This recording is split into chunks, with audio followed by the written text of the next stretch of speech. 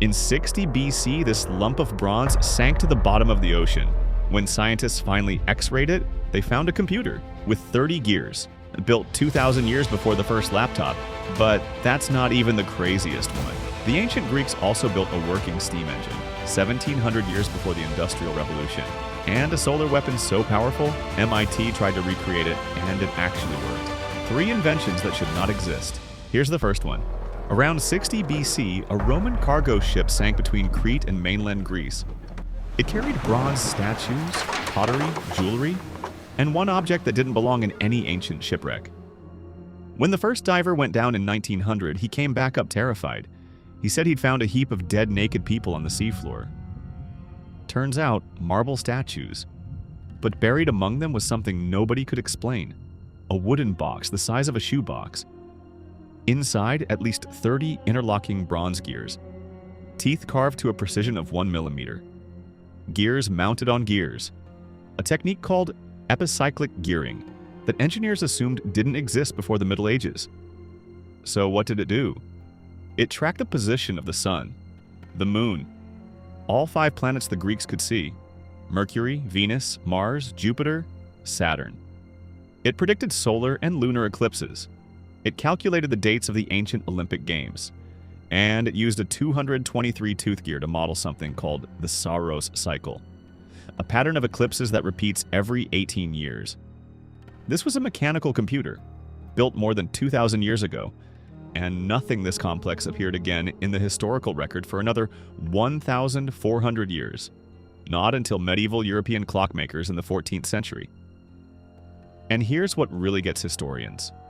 Only one has ever been found, which means either this was the only one ever made, or the rest are still out there, sitting on the bottom of the Mediterranean. We don't know who built it. The best guess? Somewhere connected to the tradition of the great astronomer Hipparchus, possibly on the island of Rhodes, but we don't know for sure. The name of the genius who designed this machine? Lost. But the Antikythera Mechanism wasn't the only impossible machine the ancient Greeks built.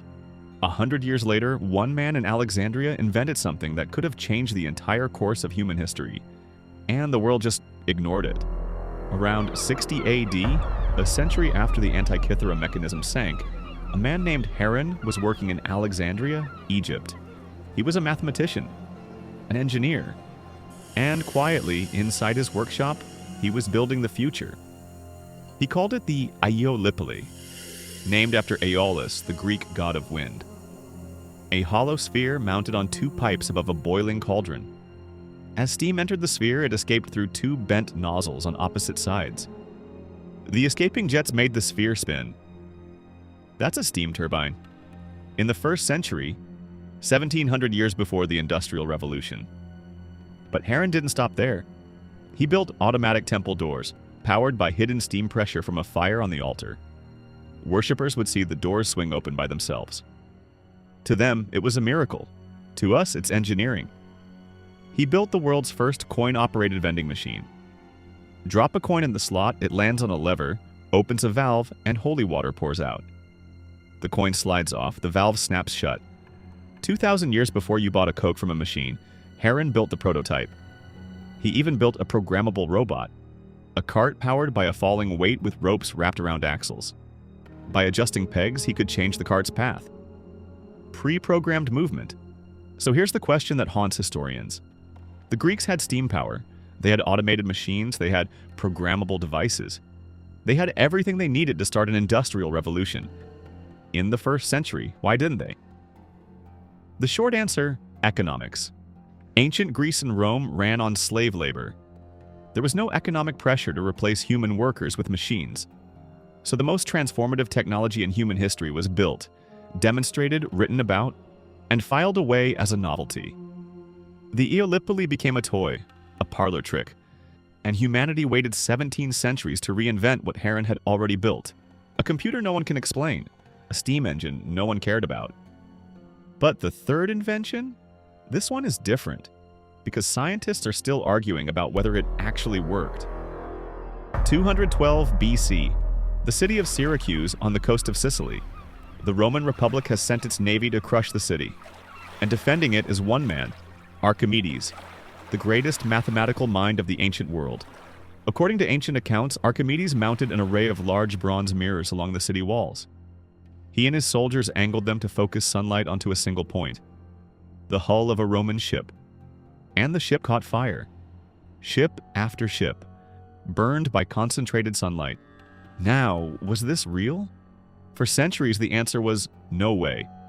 René Descartes called it impossible. Most historians dismissed it as legend. The earliest accounts don't even mention mirrors, they just say Archimedes destroyed ships with fire. The mirror story only appears in sources written hundreds of years after the siege. But then people started testing it. In 1973, a Greek engineer named Ioannis Sakas lined up 70 soldiers holding large bronze mirrors. They focused the reflected sunlight on a wooden rowboat 160 feet offshore. It caught fire. In 2005, MIT students tried it with 127 mirror tiles on a wooden ship mock-up at 100 feet. After 10 minutes of cloudless sky, flames. MythBusters tested it 3 separate times. They called it busted. But not because the physics doesn't work. The problem is practical. You need perfect weather.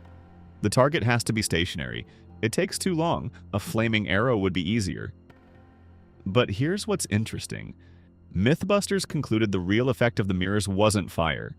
It was blinding. Imagine you're rowing toward a fortress and suddenly hundreds of mirrors flash concentrated sunlight into your eyes. You can't see, you can't navigate, you can't fight back. Maybe Archimedes didn't invent a death ray. Maybe he invented the world's first directed energy weapon, one that didn't kill you with heat but with light. The debate is still open. No one has proven it. No one has fully debunked it. And that's what makes Archimedes dangerous. Even 2,200 years later, we're still not sure what he was capable of. A mechanical computer? A steam engine? A possible solar weapon? 3 inventions. All Greek. All built more than 2,000 years ago. And all 3 technologies were lost. The question is, what else did they build that we haven't found yet? Only one Antikythera mechanism has ever been recovered. Most of Heron's original writings are lost, and we still can't agree on what Archimedes did at Syracuse. Maybe the answers are out there, on the bottom of the sea, in a museum drawer, in a manuscript no one's translated yet. If you want to know what other ancient civilizations built that shouldn't exist, subscribe.